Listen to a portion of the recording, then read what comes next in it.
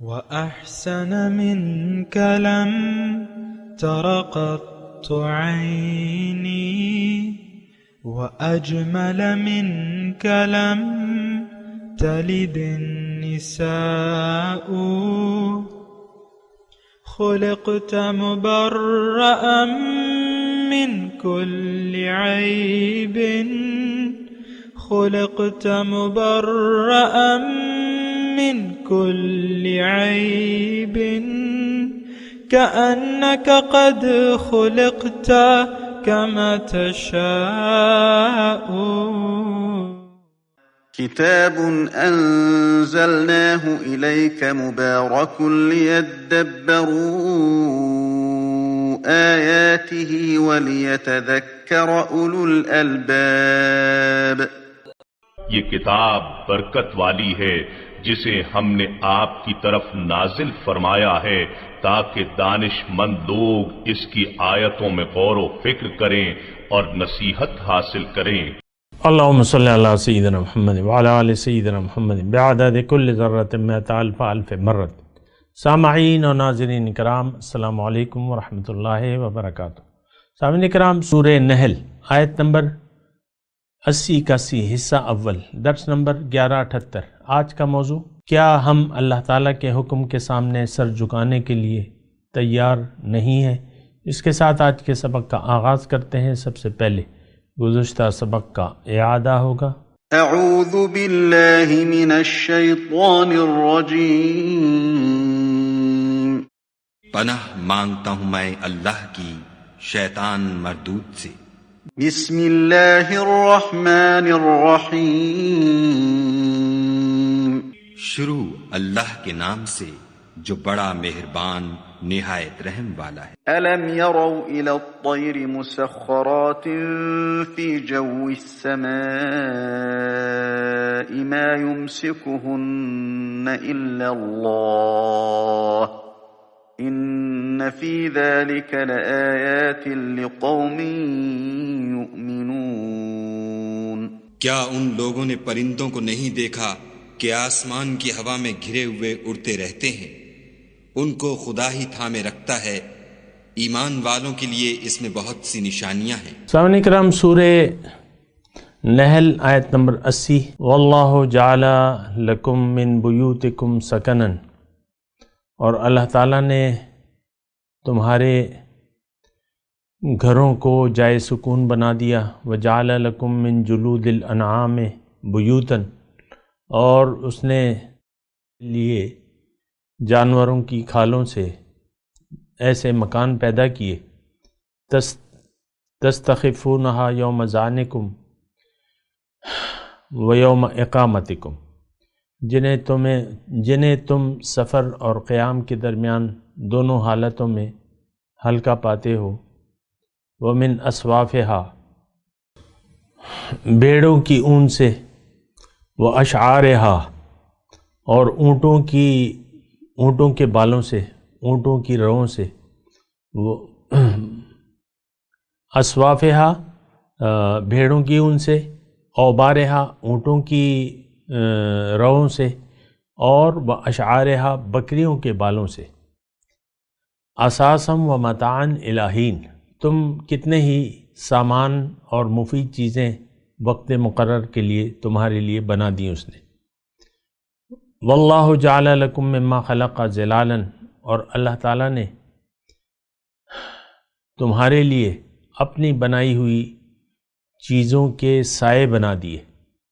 وجعل لکم من الجبال اکنانا، اور پہاڑوں میں تمہارے لیے پہاڑوں میں چھپنے کی جگہیں بنا دی، غار وغیرہ، راستے یا غار۔ وجعل لکم سرابیلا، اور تمہارے لیے کرتے بنا دیے پہننے کے، تقیکم الحر، جو تمہیں گرمی سے بچاتے ہیں۔ وسرابیلا تقیکم بأسکم، اور ایسے زرہیں جو تمہیں لڑائی میں بچاتی ہیں۔ کذالک یتم نعمتہ علیکم، اسی طرح اللہ تعالیٰ نے اپنی نعمتیں تم پہ تمام کر دیں۔ لعلکم تسلمون، تاکہ تم اس کے حکم کے سامنے سر جھکا دو۔ فَإِن تَوَلَّوْا، اگر یہ پھر بھی نہ مانے، فَإِنَّمَا عَلَيْكَ الْبَلَاغُ الْمُبِينُ، تو آپ پر اے مبلغ، اے داعی، تمہارے ذمے صرف صاف پیغام پہنچا دینا ہی ہے۔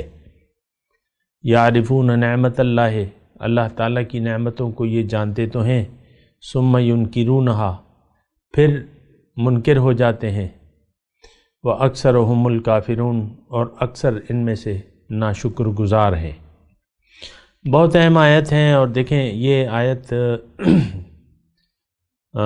ہمارے لیے ہے، اور یہ مضمون جو ہے 100% آج ہم پہ فٹ آتا ہے اور ہمارے لیے ہے۔ کیوں کہ ہم اللہ کے ناشکر گزار ہیں، ہم اللہ تعالیٰ کی نعمتوں کی ناقدری کر رہے ہیں، ناشکری کر رہے ہیں، ناقدری کر رہے ہیں، بلکہ ضائع کر رہے ہیں، بری طرح ضائع کر رہے ہیں۔ اور یہ زندگی، میں آپ کو یہ ایک جملہ کہہ دوں کہ ہم زندگی کو ضائع کرنے پر تلے ہوئے ہیں، اپنے آپ کو تباہ و برباد کرنے پر ہم تلے ہوئے ہیں، اپنے نقصان، زبردست نقصان کے ہم در پہ ہیں۔ وہ ایک الگ بات ہے کہ شعوری طور پہ یا غیر شعوری طور پہ، شعوری طور پر تو کوئی دیکھیں اپنے آپ کو نقصان نہیں پہنچاتا۔ آپ کی جتنی بھی عمر ہے، کبھی آپ نے اپنی شہرک پہ تیز چھری رکھ کے پھیری ہے؟ اس پہ کبھی آپ کو یعنی بازو سے آپ نے کبھی اپنا ہاتھ کاٹنے کی کوشش کی ہے؟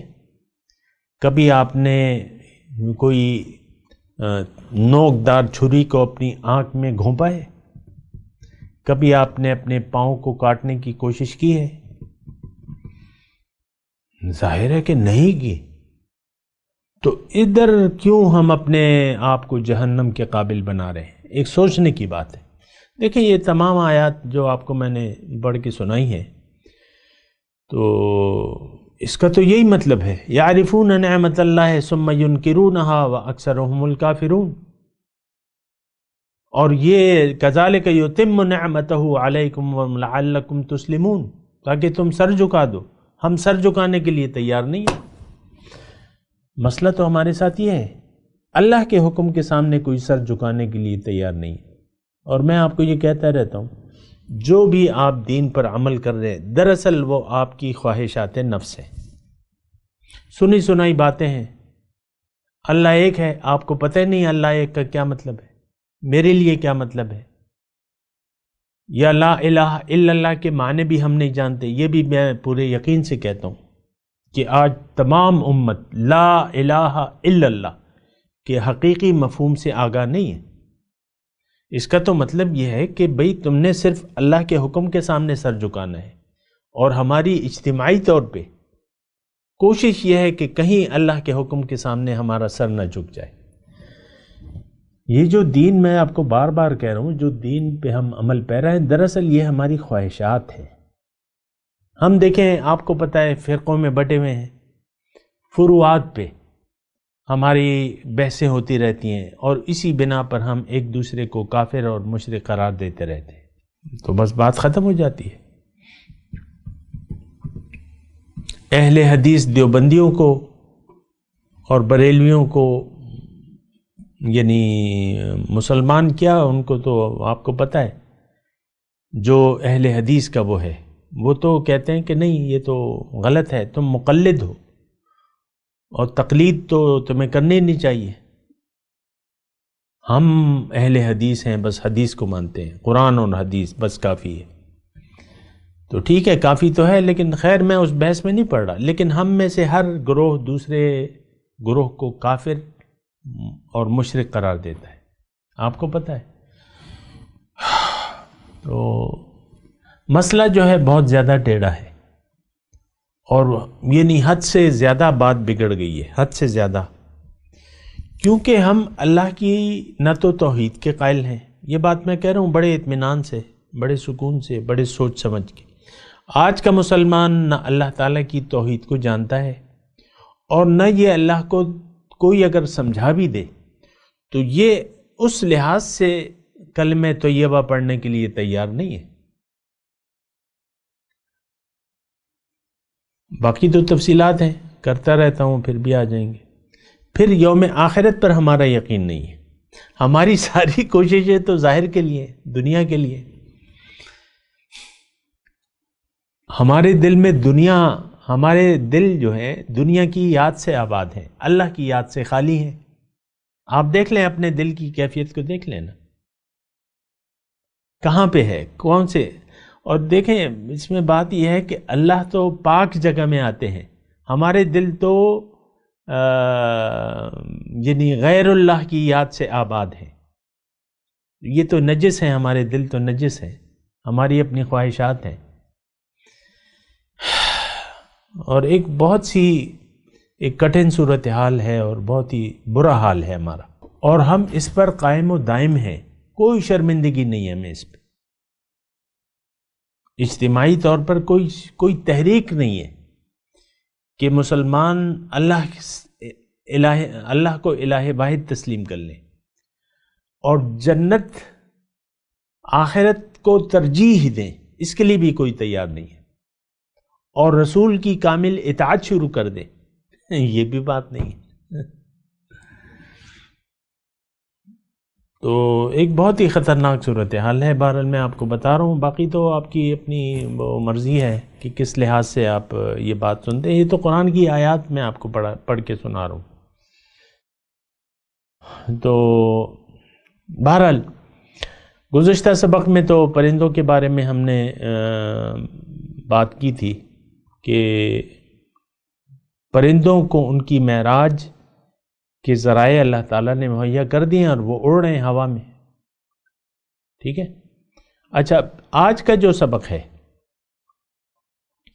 وہ اللہ تعالیٰ اپنی نعمتیں ہمیں گنوا رہا ہے کہ دیکھو. اب یہ جو آیت نمبر 80 ہے، اس میں اللہ تعالیٰ یہ فرما رہا ہے کہ دیکھو میں نے تمہارے لیے گھر بنائے رہنے کے لیے. جعل لکم من بیوتکم سکنن، تمہارے آرام کی جگہ میں نے بنایا ہے، تمہارے گھروں کو جائے سکون بنایا ہے. واللہ جعل لکم من بیوتکم سکنن. آپ دیکھ لیں انسان، یہ ہوٹلوں میں لکھا ہوتا ہے نا بعض اوقات ہوٹل کوئی گھر جیسا آرام. تو گھر جیسا آرام کہاں؟ وہاں تو سارے رشتہ دار ہوتے ہیں.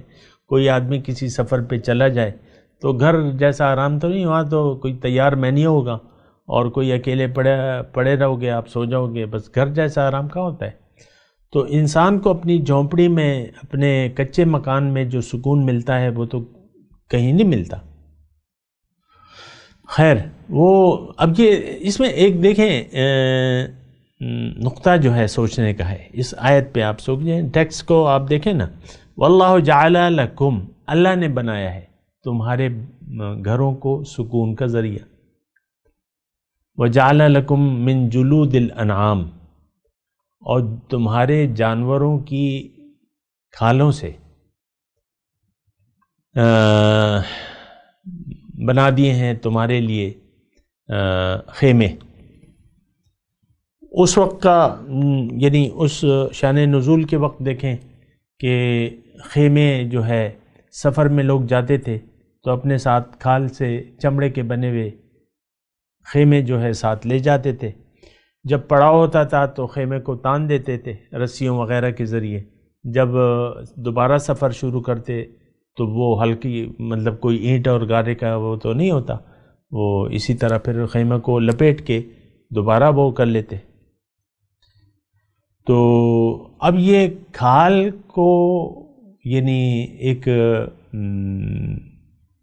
کھال کو، اب کھال جو ہے وہ تو الگ ایک مٹیریل ہے، موٹی کھال. تو جانوروں کی کھال آپ دیکھ لیں ہر جگہ استعمال ہو رہی ہے. مختلف کھالیں ہیں، مختلف اس کے استعمال ہیں. پہلے تو یہ خیمے وغیرہ ہوتے تھے اور آج کل تو اور مصنوعی چیزیں آ گئی ہیں خیموں کی جگہ، وہ چپڑے کی جگہ.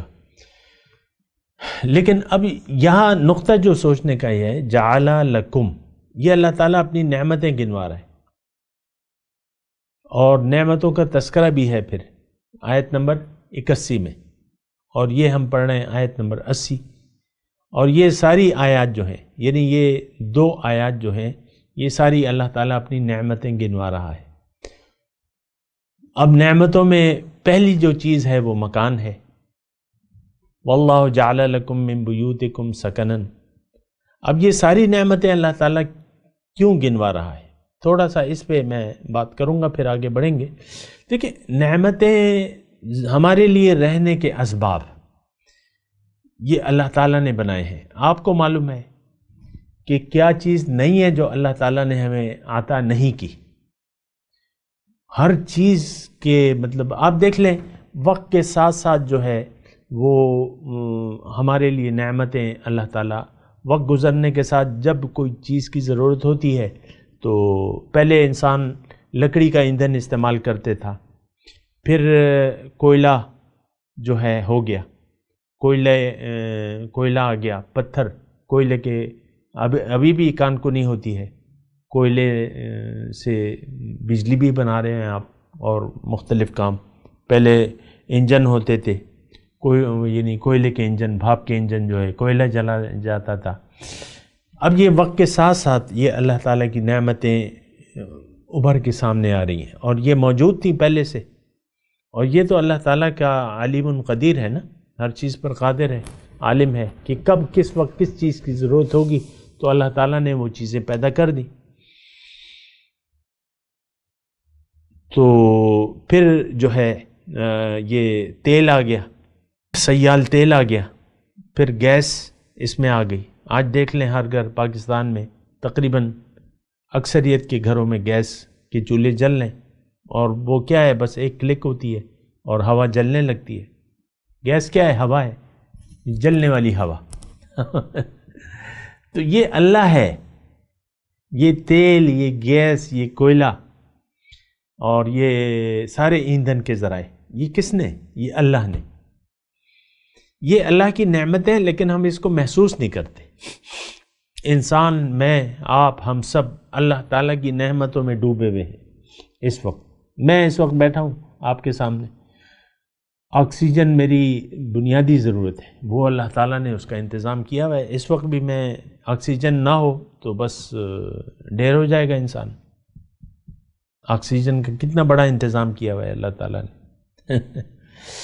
تو یہ دیکھیں نعمتیں ہیں اللہ تعالیٰ کی۔ نعمت کا پھر یعنی یہ اسباب کس لیے دیے ہیں؟ ایک سوال ہے یہ اتنے اسباب زندگی جو ہمیں دیے ہیں، اور ہمیں اللہ تعالیٰ نے دنیا میں ایک جسم دیا ہے اور ایک وقت ہے، وَلَكُمْ فِي الْأَرْضِ مُسْتَقَرٌّ وَمَتَاعٌ إِلَىٰ حِينٍ۔ سوال یہ ہے کہ یہ سب کچھ اتنا بڑا اہتمام اللہ تعالیٰ نے کیوں کیا ہے، کیا مقصد ہے؟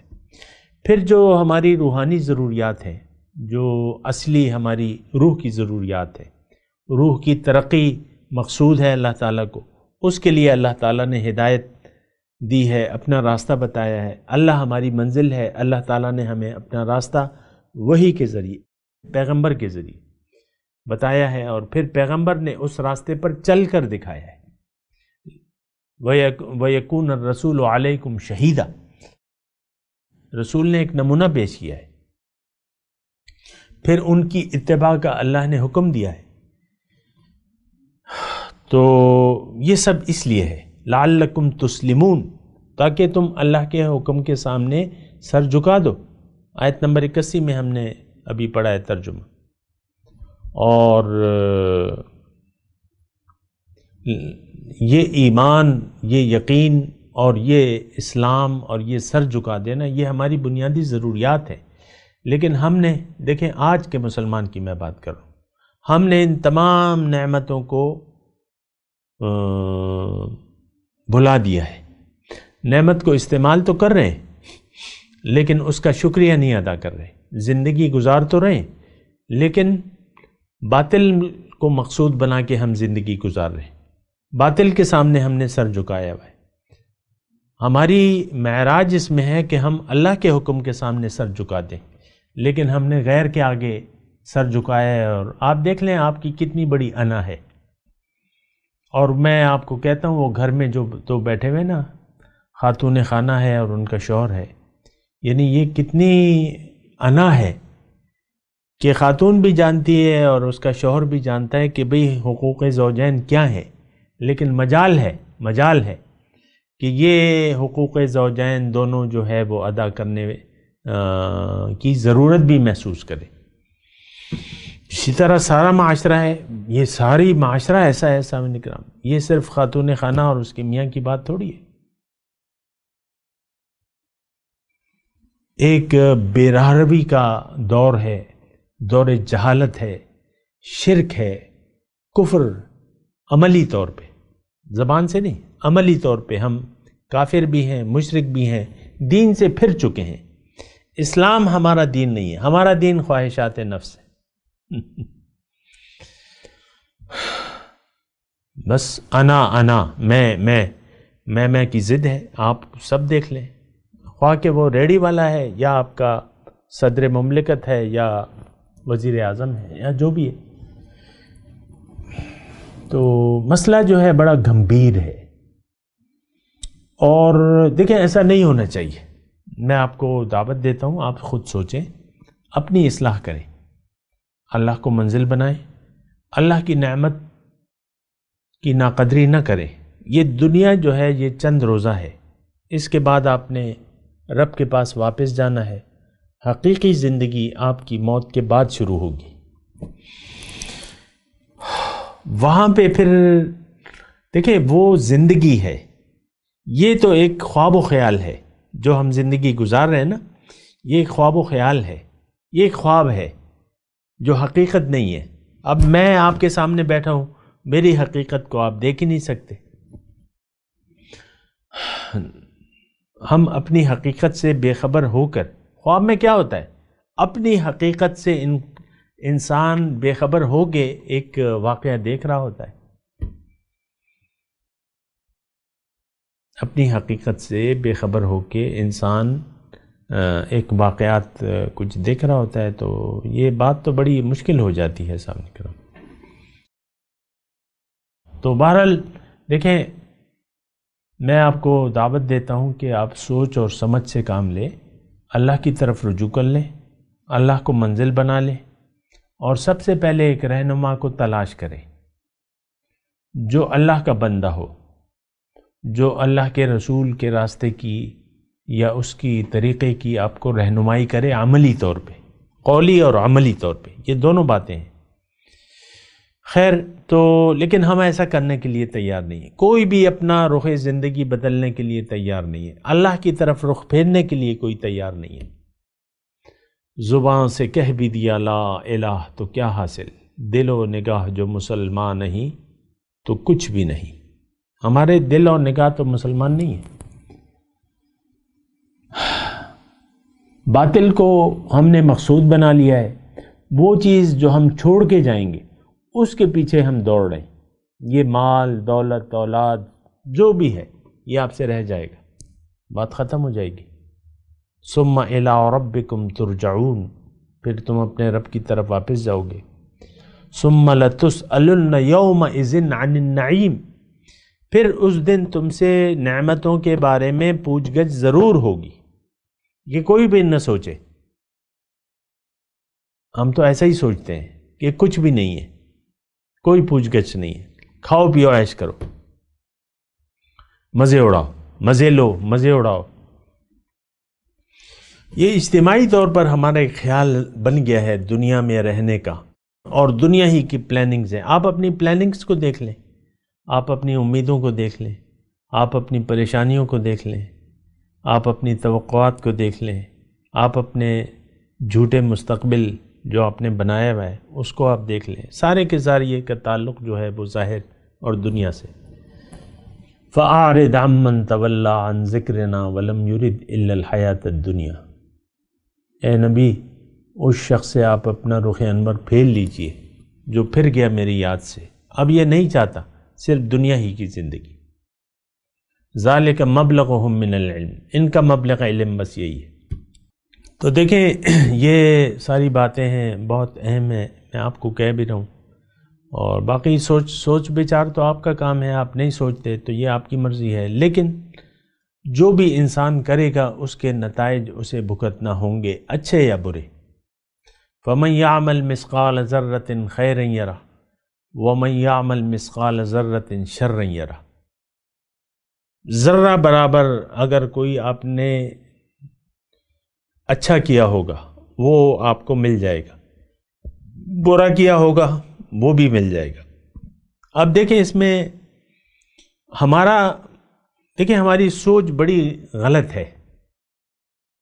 ہم کچھ نیکیاں کر کے ہم کہتے ہیں کہ نہیں بس یہ دیکھیں آپ، بلکہ ایک پورا غفلت کا ماحول ہے۔ بہرحال نیکی دراصل کیا ہے؟ نیکی دراصل یہ ہے کہ آپ کا اللہ پر یقین ہو، اور اللہ پر یقین سے پہلے آپ کا اپنے اوپر یقین ہونا چاہیے، اپنی حقیقت پر، کیونکہ اگر آپ اپنے آپ کو نہ پہچان سکے آپ اپنے رب کو نہیں پہچان سکتے۔ تو آپ یعنی اپنے اوپر یقین پیدا کریں کہ میں کون ہوں، کیوں ہوں، یہ اہم بات ہے۔ کیوں ہوں، میں نے کرنا کیا ہے؟